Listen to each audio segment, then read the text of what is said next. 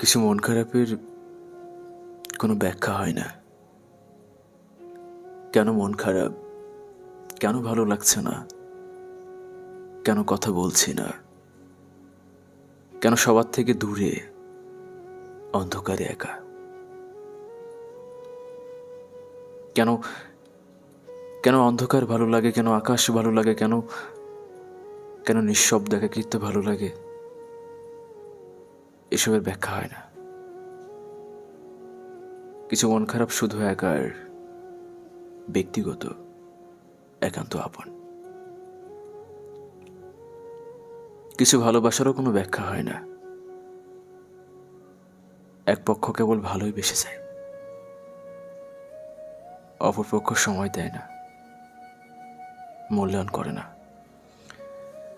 তাদের কাছে সবকিছুই কেবল ছেলে খেলা, বাহানা, অভিনয়, ব্যস্ততা। কিছু মন খারাপের কোনো ব্যাখ্যা হয় না।